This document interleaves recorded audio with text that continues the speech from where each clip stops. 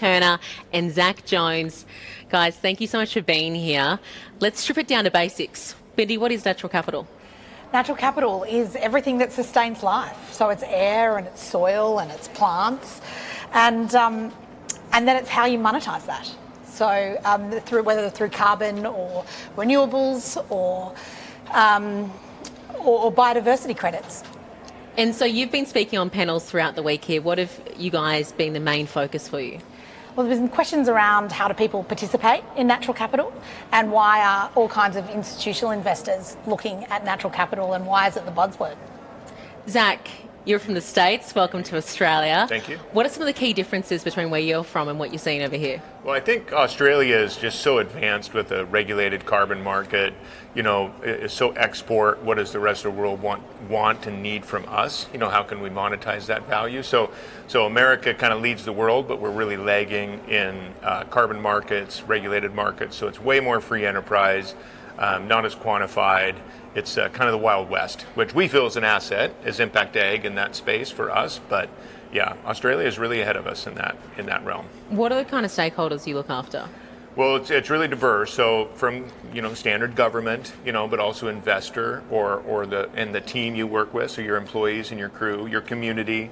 But then it gets into conservation and environmentalists, which have significant funds and vested interest. So they are very influential in the landscape and at policy and legal issues. And then you have hunters and fishermen and women that are often wanting to get onto your property, and so they're stakeholders as well. So it comes from a lot of perspectives.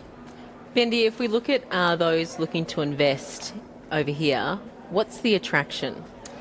Well, firstly, agriculture is a real asset class, so they're attracted to the ag production system from its as a hedge against inflation in a really diversified portfolio. Ag land also is uncorrelated with other investment classes like equities and bonds, so it's just a true diversification outcome for a sophisticated investor. But then they're also wanting more. So they're asking around how can we be part of the decarbonisation challenge, and how can they provide positive outcomes for the future of the planet. How big is the attraction? What's the appetite? What's the appetite? The appetite is significant because you've got really large asset managers, investment managers with billions and billions that looking to diversify. And if you think about the superannuant base in the world of global pension funds, every week someone's salary, a part of someone's salary goes into a pension fund. So it needs to be deployed in some way every week. So even if it's just a tiny slither of their allocation, there's a lot of capital available for Australian agriculture.